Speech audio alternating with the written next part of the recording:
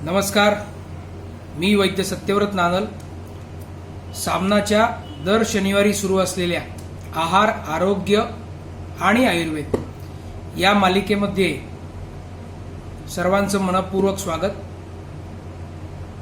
आजच्या भागामध्ये नेहमीप्रमाणे एक पदार्थ घेऊन आलो आहे, जो पदार्थ आपल्या नियमित खाण्याच्या रोजच्या सेवनातला असतो. या पदार्थाचे आयुर्वेदानुसार फायदे कसे करून घ्यायचे, याचे नियम काय, ज्या पद्धतीने ते खाऊ कसे नाहीत, हे आज बघूया. तो आजचा पदार्थ म्हणजे दुधी भोपळा. दुधी भोपळा म्हटलं की दुधीच्या भाजीपासून, दुधीच्या रसापासून ते दुधी हलव्यापर्यंत, कोफ्ता भाजीपर्यंत अनेक पदार्थ लोकांना लगेच आठवतात. ही भाजी, हा दुधी भोपळा हा जो प्रकार आहे, हा भाजी स्वरूपात आजकालच्या नवीन जनरेशनला तेवढा आवडत नसला तरी त्याचे इतर पदार्थ मात्र नवीन पिढीला सुद्धा आवडतात. ते याचे फायदे आयुर्वेदानुसार कसे ते आता बघूया.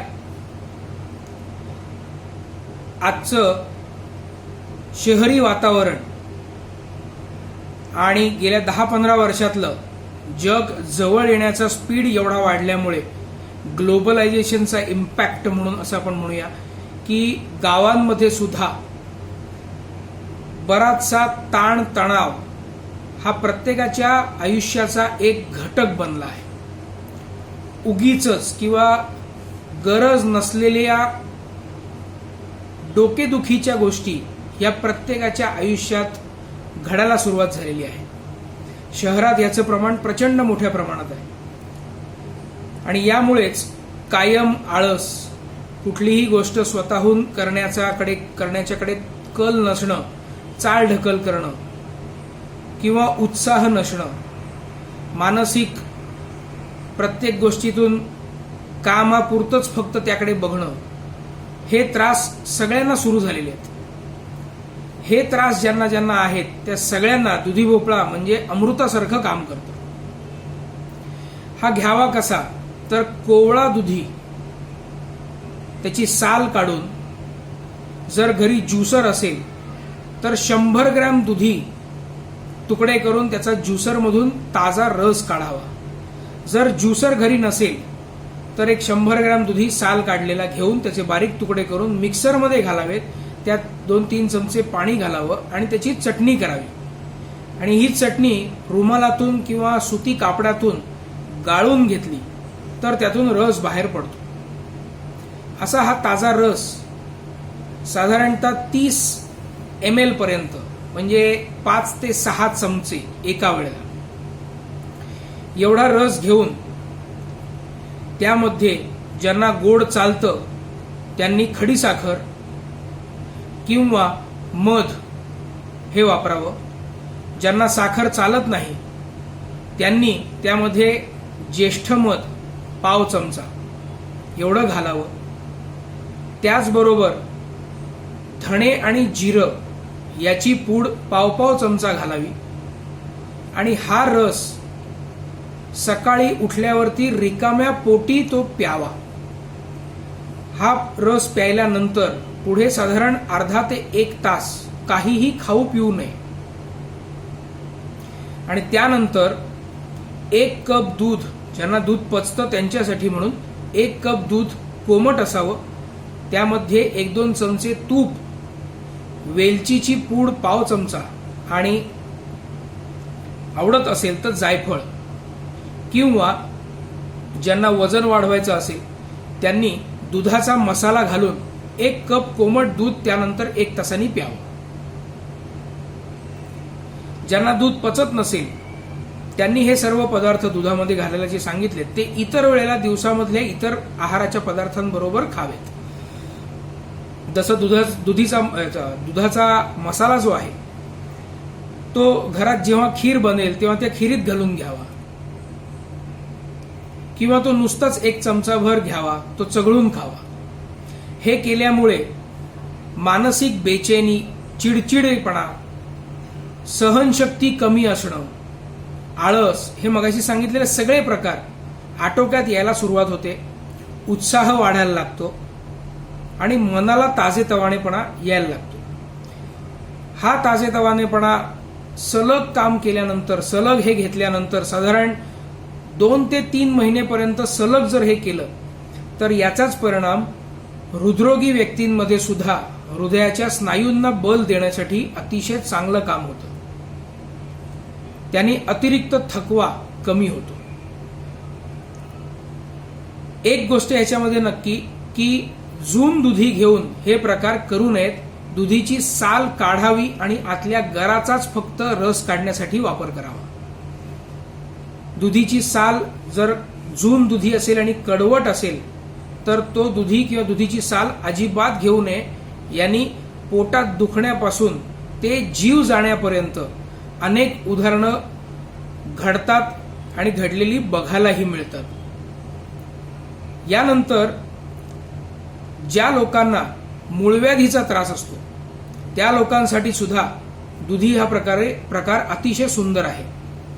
नियमितपणे दुधी वाफेवर शिजवून त्याची तूप जिऱ्याची फोडणी लावून भाजी करून जर खाल्ली, गरम मसाल्यांचा वापर न करता, तर ही भाजी मूळव्याधीमध्ये असलेलं दुखणं, त्या जागेवरती आलेली सूज आणि मळाचा कोरडेपणा, या तीनही गोष्टी अतिशय चांगल्या पद्धतीने कमी करते. हाच दुधी भोपळ्याची खीर किंवा हलवा करून ते लोक घेऊ शकतात मूळव्याधीत ज्यांना दूध पचतं. ज्यांना दूध पचत नाही त्यांनी शक्यतो हा उपाय करू नये. असा दुधी हलवा सकाळी 11 किंवा दुपारी 4 वाजता अर्धी वाटी चघळून चावून अगदी व्यवस्थित 1-1 चमचा करून खाल्ला तर प्रचंड चांगला फायदा होतो.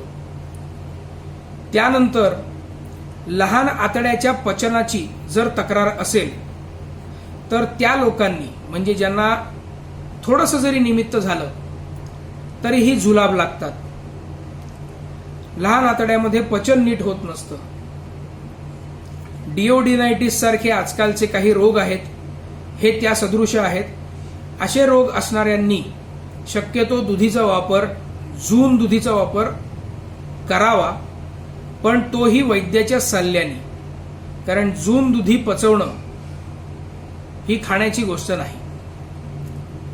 त्यानंतर एक प्रकार जो आजकाल खूप मोठ्या प्रमाणात रुग्ण येतात तेव्हा सांगतात, तो म्हणजे मैथून ही क्रिया केल्यानंतर खूप प्रचंड मोठ्या प्रमाणामध्ये थकवा येणं, त्यानंतर मांड्या दुखणं, पाय दुखणं, शांत झोप न लागणं. मैथून क्रिया केल्यानंतर, ती क्रिया संपल्यानंतर थोड्या वेळानंतर पुन्हा ती क्रिया आपण का केली, आपण काहीतरी मोठी चूक केली अशी भावना निर्माण होणं, शरीरामधली पूर्ण शक्ती कमी झालेली आहे असं वाटणं. यामध्ये सुद्धा दुधीचा वापर अतिशय सुंदर प्रमाणे केला जाऊ शकतो आणि त्याचा फायदाही होताना दिसतो. यासाठी सुद्धा मगाशी सांगितलेला दुधी हलवा हा अतिशय सुंदर काम करतो.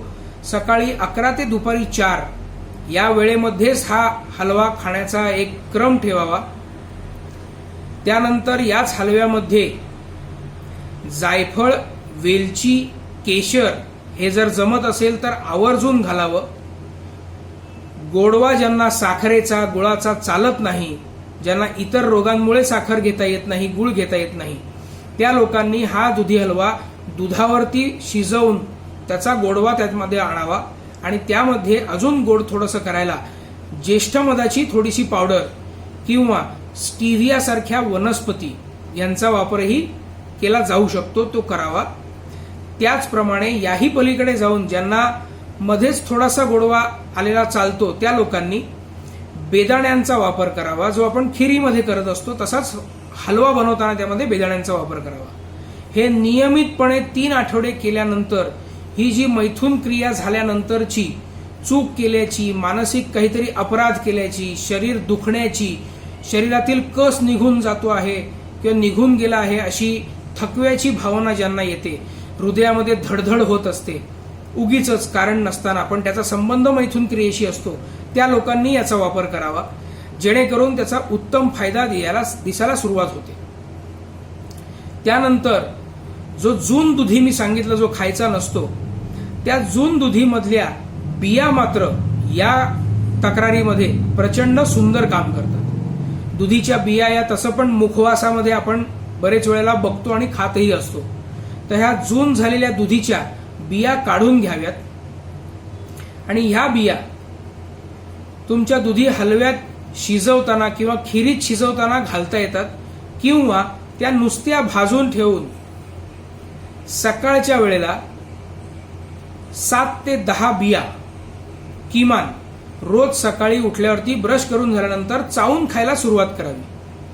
हेच प्रमाण वाढवत जाऊन तुम्ही रोज 2-2 वाढवून 20 ते 25 बियांपर्यंत घेऊन जाऊ शकता. आणि तेवढं झाल्यानंतर पुन्हा कमी आणत 10 पर्यंत किंवा 8 पर्यंत आणू शकता. दुधी हलवा आणि जून झालेल्या दुधीच्या बिया हे नियमितपणे केल्यानंतर जो परिणाम दिसतो तो परिणाम औषधं घेऊनही दिसत नाही इतका चांगला असतो.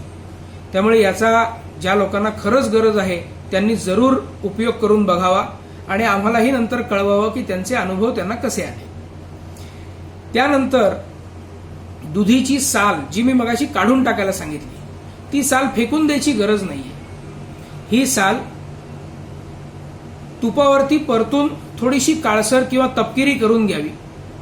त्यामध्ये आपल्या चवीनी किंवा आवडीनी हिंग, जिरं, धणे, मिरची, ओवा, आवडत असल्यास दालचिनी किंवा लवंग यापैकी काहीही 1, 2, 3 प्रकार जे एकमेकांबरोबर मसाल्यांचे जातात, तसे मसाल्यांचे तेलाच्या हलक्याशा फोडणीबरोबर याला जर लावले तर दुधीच्या सालीची ही एक उत्तम चटणी तयार होते. आणि ही चटणी तोंडाला चव नसणे, तोंडाला कडवटपणा असणे, छोट्या आतड्याच्या पचनाचे विकार, यामुळे अन्नाची इच्छा नसणे, अन्नावरची वासना कमी होणे आणि मळबद्धता किंवा मलबद्धता म्हणजे मळ सुकणं, कोरडं होणं असे जे प्रकार असतात, यामध्ये जो पित्ताचा जोर वाढलेला असतो, यामध्ये ही दुधी भोपळ्याच्या सालीची चटणी अतिशय उत्तम काम करते. एका वेळेला एका जेवणामध्ये 1 टीस्पून म्हणजे 5 ग्रॅम ते 1 टेबल स्पून म्हणजे साधारण 20 ते 25 ग्रॅम पर्यंत सुद्धा ही खाता येऊ शकते. प्रमाण मात्र आपल्या गरजेप्रमाणे ठरवायचं असतं. त्यानंतर ज्या लोकांना उन्हामध्ये फिरण्याचं काम असतं, प्रचंड उन्हाळा आता जो ऑक्टोबर येतो आहे त्यामध्ये ऑक्टोबर हीट म्हणतात, जो शरद ऋतूची उन्हाळ्याची बाजू असते, यामध्ये सनस्ट्रोकचे प्रकार खूप जास्त मोठ्या प्रमाणात दिसतात. या उन्हात फिरण्यामुळे किंवा ज्यांचं काम फर्नेसच्या ठिकाणी आहे, हीटच्या संपर्कात, आगीच्या संपर्कात आहे, ज्या लोकांचे घरगुती व्यवसाय आहेत, जिथे अन्नपदार्थ बनवले जातात, जिथे गॅसशी संपर्क येतो, अशा उन्हाच्या ठिकाणी किंवा जे शेतकरी वर्ग शेतामध्ये दिवसभर राबतात त्यांना होणारे उन्हाचे त्रास, यासाठी किंवा यामध्ये जर डोळ्यांची जळजळ, हातापायांची जळजळ, इतरही अनेक रोग आहेत ज्याच्यामध्ये हातापायांची जळजळ किंवा डोळ्यांची जळजळ होत असेल, तर त्यामध्ये दुधीचा गर किसून तो किसलेला गर आपल्या डोळ्यांवर, आपल्या हातांवर, तळहातांवर किंवा तळपायांवरती रात्रभर बांधून ठेवला, रात्रभर शक्य नसेल तर 1-2 तास जरी बांधून ठेवला तरी अतिशय चांगला फायदा होतो. मगाशी सांगितलेला दुधी हलवा जो आहे, ज्यांना दूध पचतं त्या लोकांनी आत्ता सांगितलेल्या सगळ्या उन्हाळ्याच्या तक्रारींमध्ये सुद्धा दुधी हलवा खाऊन त्याचा फायदा याच प्रकारे करून घेता येतो. पण स्थानिक आणि तात्कालिक फायदा, लगेच होणारा फायदा, यासाठी म्हणून चटणी हातापायांवरती बांधणं किंवा डोळ्यांवरती बांधणं यांनी अतिशय चांगला फायदा होतो. त्यानंतर सगळ्यात महत्वाचा एक नियम जो दुधी खाताना नेहमी सांभाळावा, जो मगाशी मी सांगितला तो पुन्हा सांगेन, की पिकलेला खूप जास्त आणि जून झालेला दुधी हा खाण्यामध्ये शक्यतो खाऊ नये. यांनी पोट खराब होऊन जुलाब लागण्यापासून मळमळ, चक्कर, बेशुद्धी इथपर्यंत आणि क्वचित प्रसंगी जीव जाण्यापर्यंत वेळ येऊ शकते. त्यामुळे दुधी भोपळा खाताना तो नेहमी कोवळा असावा, बाजारातून ताजा बघून आणलेला असावा, त्याची साल काढून त्याचा गराचा वापर केलेला असावा. आजच्या भागामध्ये एवढं बोलून थांबतो. पुढच्या शनिवारी पुढच्या भागात नवीन एक पदार्थ घेऊन पुन्हा भेटीन. तोपर्यंत मी वैद्य सत्यव्रत नांदल, मुंबईहून नमस्कार.